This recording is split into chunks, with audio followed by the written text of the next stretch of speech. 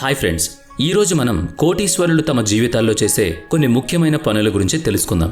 ఈ రోజుల్లో మనుషులు తమ సంపాదనను మించిన కోరికలను కలిగి ఉన్నారు. ఒక పక్క ఎంతో కష్టపడి చదివి 90% మార్కులు తెచ్చుకుని కూడా నెలకి 40,000 సంపాదించడానికి ఎన్నో తిప్పలు పడుతున్నారు. మరోపక్క కొంతమంది తమ మార్కులతో సంబంధం లేకుండా అతి తక్కువ సమయంలో అయితే లక్షాధికారులు లేదా కోటీశ్వరులు అయిపోతున్నారు. మరిది ఎలా సాధ్యం అవుతుంది? దీని గురించి మనం ఈ రోజు వీడియోలో చెప్పుకోబోతున్నాం. ఒక వ్యక్తి టీ అమ్ముతూ ఉంటాడు. అతను అమ్మే టీ యొక్క అసలు ఖరీదు ₹3.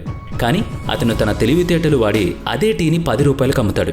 అయితే అతనికి మిగిలిన ₹7 లాభమే కదా. అయితే ఇలా అతను ఒక్క రోజులో 300 టీలు అమ్మగలిగితే దాదాపు నెలకు 63,000 సంపాదించుకోవచ్చు. కేవలం ఒక టీ అమ్మేవాడు ఇంత సంపాదిస్తూ ఉంటే బాగా చదువుకున్న వాళ్ళు నెలకి కేవలం 40,000 సంపాదించలేకపోతున్నారు. కానీ వారి కోరికలు మాత్రం తమ సంపాదనకు మించుంటున్నాయి. బహుశా ఈ ఉదాహరణను బట్టి ఈ రోజుల్లో పుస్తకాలు చదివితే వచ్చే తెలివి కన్నా మనిషి తన తెలివితేటలను నమ్ముకుంటే బాగా ఎదుగుతాడని అర్థమయ్యే ఉండొచ్చు. అయినా డబ్బులు సంపాదించాలి అంటే మనకి 2 స్కిల్స్ బాగా వచ్చి ఉండాలి. అవి 1 బిల్డింగ్ స్కిల్స్, 2 సెల్లింగ్ స్కిల్స్. మొదటగా బిల్డింగ్ స్కిల్స్ అంటే అవతలి వాళ్ళు వాళ్ళకి వాళ్ళుగా సంపాదించుకోలేనిదై ఉండాలి. కానీ దాన్ని వారికి మీరు ఇవ్వగలిగేదిగా ఉండాలి. మీరు ఆ పర్టికులర్ స్కిల్లో ప్రావీణ్యం చెందుండాలి. రెండవది సెల్లింగ్ స్కిల్ అంటే పేరును బట్టే మీకు అర్థమైపోయి ఉంటుంది. ఎవరైనా ఒక మనిషికి మీరు ఒక ప్రోడక్ట్ను ఎలా అమ్మగలరు అనేది కూడా ఒక సెల్లింగ్ స్కిల్ అనే చెప్పాలి. ఎటువంటి వ్యక్తికైనా సరే మీరు ప్రోడక్ట్ను అమ్మగలిగే స్కిల్ మీ దగ్గర ఉండాలి. ఈ 2 స్కిల్స్తో పాటు ఇప్పుడు చెప్పుకోబోయే 3 విషయాలు ఒక మనిషి దగ్గర ఉంటే అతను ఎప్పటికైనా ఒక కోటీశ్వరుడు తప్పక అవుతాడు. మరి ఆ 3 విషయాలు ఏంటి అంటే కామన్ సెన్స్, డిసిప్లిన్, పేషెన్స్ అంటే ఓపిక. ఈ 3ంటిని మనం డబ్బు పెట్టి కొనలేము. కానీ ఈ 3 ఒక మనిషికి ఖచ్చితంగా డబ్బును తెచ్చిపెడతాయి. వాస్తవానికైతే ఈ 3 క్వాలిటీస్ ఉన్న మనిషి కోటీశ్వరుడవుతాడు. కేవలం డబ్బు అతని దరి చేరడం ఒక్కటే కాదు, అతని దగ్గర ఎప్పుడూ ఉంటూనే ఉంటుంది. అసలు ఈ ప్రపంచంలో ఎంతమంది కోటీశ్వరులు ఉన్నారో మీకు తెలుసా? కేవలం భారతదేశంలో 2020లో దాదాపుగా 7 లక్షల మంది యొక్క సంపద ₹8 కోట్ల. ఇదిలా ఉంటే ప్రపంచం మొత్తం మీద 6 కోట్ల మంది లక్షాధికారులున్నారు అంటే మీరు నమ్ముతారా? మరి ఇంతమంది కోటీశ్వరులు, లక్షాధికారులు ఎలా అయ్యారంటే ఈ ప్రపంచంలో అత్యంత సులువుగా డబ్బులు సంపాదించే పద్ధతి ఏదైనా ఉంది అంటే అది ఇన్వెస్ట్మెంట్ అని చెప్పాలి. మనం మన జీవితం మొత్తం కష్టపడుతూ ఉండలేం. కాబట్టి ఇన్వెస్ట్మెంట్ అనేది ప్రతి మనిషి జీవితంలో అత్యవసరమని చెప్పుకోవచ్చు. అది మనం ఎక్కడి నుంచైనా చేసుకోవచ్చు. మరి ఇన్వెస్ట్ చేయాలి అంటే మన దగ్గర సేవింగ్స్ ఉండాలి. మరి సేవింగ్స్ ఉండాలి అంటే మనకి మనీ మేనేజ్మెంట్ తెలిసి ఉండాలి.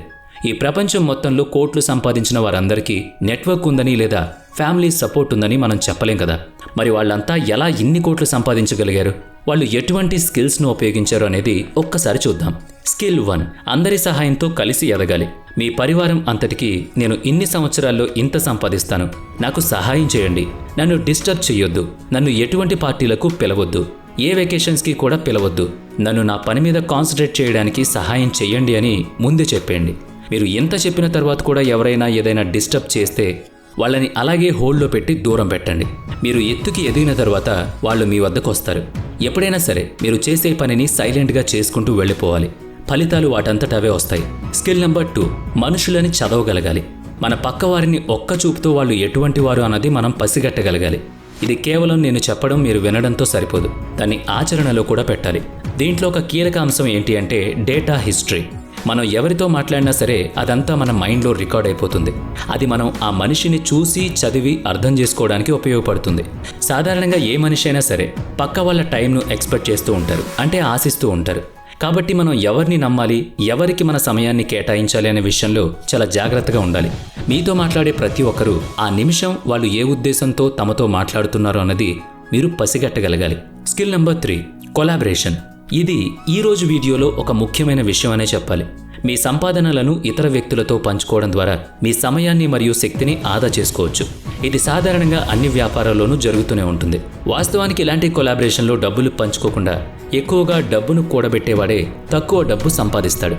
ఏ వ్యాపారమైనా ఒక తోడు, సహకారం లేకుండా కేవలం ఒక్కరి వల్ల అయితే వృద్ధిలోకి రావడం సాధ్యం కాదు. అందుకే చాలా వరకు పెద్ద పెద్ద బ్రాండ్లన్నీ పార్ట్నర్షిప్ మీద పనిచేస్తూ ఉంటాయి. ఉదాహరణకి చూసుకుంటే రెడ్ బుల్ గోప్రోతో, లూయిస్ విస్టన్ BMWతో, స్టార్బక్స్ స్పాటిఫైతో, అమెజాన్ అమెరికన్ ఎక్స్ప్రెస్తో మరియు యాపిల్ నైకీతో కలిసి పనిచేయడం వల్ల వాళ్ళ సేల్స్ కూడా 2 పెరిగాయి. అందుకే మనం ఎప్పుడూ a good partnership can make history అనే మాటను గుర్తుంచుకోవాలి. స్కిల్ నెంబర్ 4, పక్కవారి సహాయం తీసుకోవాలి. సాధారణంగా మనుషుల్లో కాన్ఫిడెన్స్ తక్కువగా ఉన్నవాళ్ళు పక్కవారిని సహాయం అడగడానికి ఇష్టపడరు. ఎందుకు అంటే అవతలి వాళ్ళు వీళ్ళని బలహీనులు అనుకుంటారని భయం. ప్రతి లక్షాధికారి వెనుక మనకు తెలియని ఎవరో ఒకరు సహాయం అందించే ఉంటారు. అందులో సిగ్గుపడే విషయం ఏం లేదు. మనం మన చిన్న వయసులో అమ్మా నాన్నల సహాయం తీసుకుంటాం. కొంచెం ఎదిగాక స్కూల్లో టీచర్ల సహాయం పొందుతాం. మన స్నేహితుల సహాయం కూడా తీసుకుంటూ ఉంటాం. అలాగే మనం ఏదైనా సాధించాలి అనుకున్నప్పుడు పక్కవారి సహాయ సహకారాలు తీసుకోవడంలో తప్పేం లేదు. మనకి పవర్ ఆఫ్ సేకింగ్ అనే దాని మీద అవగాహన ఉండాలి. నిజమైన మిలీనియర్స్కి ఎప్పుడూ ఈగో ఉండకూడదు. పక్కవారిని సహాయం అడగడానికి సంకోచించకూడదు. Skill number 5, hiring. ఒక ధనవంతుడికి హైరింగ్ స్కిల్ తప్పకుండా ఉండాలి. ఎందుకంటే ఏ మనిషి అయినా తనంతట తానుగా ధనవంతుడు అవడు. తన కింద పనిచేసే వాళ్ళు తనని ధనవంతుడిగా మారుస్తారు. మరి అలాంటి వారిని మనం సరిగ్గా ఎంచుకోవడం నేర్చుకోవాలి. వారి మీద మన ఎదుగుదల ఆధారపడి ఉంటుంది. ఇంటర్వ్యూ తీసుకునేటప్పుడు మామూలుగా అందరూ అడిగే ప్రశ్నలు కాకుండా, ఈ పనిని నువ్వు ఇంతకు ముందు ఎప్పుడైనా చేశావా, ఒకవేళ చేసుంటే దాని ఫలితాలు ఎలా వచ్చాయి అని, అయితే ఇప్పుడు మా కోసం ఎందుకు పనిచేద్దాం అనుకుంటున్నావని అడిగి చూడండి. ఒకవేళ సమాధానం కరెక్ట్గా వస్తే వాళ్ళని జాబ్లోకి తీసుకోండి. ఎప్పుడైనా సరే ఎవరైతే ఆబ్జెక్టివ్ రియాలిటీతో మాట్లాడతారో వాళ్ళని హైర్ చేసుకోవడం చాలా మంచిది. వాళ్ళు మీ ఎదుగుదలకు బాగా సహాయపడతారు. స్కిల్ నెంబర్ 6, ప్రాబ్లమ్ సాల్వింగ్ మంత్ర. సాధారణంగా మనిషి తనకు వచ్చిన సమస్యలన్నిటినీ చిన్న పెద్ద తేడా లేకుండా అన్నిటినీ పరిష్కరించడానికి ప్రయత్నిస్తూ ఉంటాడు. కానీ ఒక ధనవంతుడు మాత్రం ఏది అవసరమో దాన్ని మాత్రమే పరిష్కరించడానికి చూస్తాడు. తనకు అవసరం లేని వాటిని పరిష్కరించుకుంటూ సమయాన్ని వృధా చేయడు. వీళ్ళకి ఏ విషయాన్ని సీరియస్గా తీసుకోవాలి, దేన్ని ఈజీగా తీసుకోవాలి, దేన్ని వదిలేయాలి అన్న విషయంపై ఫుల్ క్లారిటీ ఉంటుంది. స్కిల్ నెంబర్ 7, ఆగి ఆలోచించండి. ఏదైనా ఒక ప్రాబ్లం వచ్చినప్పుడు దానికి పరిష్కారం మనకి తెలియనప్పుడు కంగారు పడకూడదు. అలా కంగారు పడితే సమస్యకు పరిష్కారం దొరకడం పక్కన పెడితే లేనిపోని కొత్త సమస్యలు పుట్టుకొస్తాయి. అలాంటి సమయంలో ఒక్క నిమిషం రిలాక్స్ అయ్యి ఏం చేస్తే మనం ఈ సమస్య నుంచి బయటపడతామో ఆలోచించండి. అప్పుడు పరిష్కారం దానంతటదే వస్తుంది. దీనికి మనందరికీ ఇష్టమైన ఫైండింగ్ నీమో అనే కార్టూన్ యొక్క క్లైమాక్స్ని ఒక్కసారి చూడండి, క్లారిటీ వస్తుంది. స్కిల్ నెంబర్ 8, మిస్టేక్ను సీరియస్గా తీసుకోవాలి. ఇప్పుడు చెప్పుకున్న వాటన్నిటిలోకి ఇది బాగా ఇంపార్టెంట్ ఇంతకు ముందు చెప్పుకున్న దానికంటే.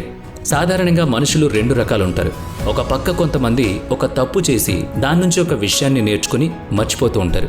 మరో పక్క కొంతమంది ఒక తప్పు చేసి దాని నుంచి ఏదైనా నేర్చుకుంటే దాన్ని వాళ్ళ జీవితంలో ఎప్పటికీ మర్చిపోరు, వదిలిపెట్టరు. మనందరం 2 రకాల్లో తయారవ్వాలి. తప్పులు చేయాలి, కానీ దాని నుంచి ఏదైతే నేర్చుకుంటామో ఆ విషయాన్ని ఎప్పుడూ మర్చిపోకూడదు. ఆ తప్పును సీరియస్గా తీసుకొని దాన్ని ఎప్పటికీ రిపీట్ చేయకూడదు. సహజంగా మిలీనియర్ల డిక్షనరీలో మిస్టేక్ అంటే ఒక లెసన్ అనే అర్థం. వీళ్ళు ఒకసారి పూర్తి చేసిన పనిని కూడా మళ్ళీ దాన్ని ఇంకెంత బాగా చేయొచ్చు అని ఆలోచిస్తూ ఉంటారు. ఎప్పుడూ ఏదో ఒకటి నేర్చుకునే ప్రయత్నం చేస్తూ ఉంటారు. ఇది మామూలుగా ప్రతి మనిషి తెలుసుకోవాల్సిన విషయం. ఒక మనిషి తన తుది శ్వాస వరకు కూడా ఏదో ఒకటి నేర్చుకుంటూ ఉండాలి. అప్పుడే మనిషికి తన జీవితంలో ఏదైనా సాధించాలి అనే ఆశ పుడుతుంది. అదే మనిషిని బ్రతికిస్తుంది, ఒక పొజిషన్కి తీసుకువెళ్తుంది.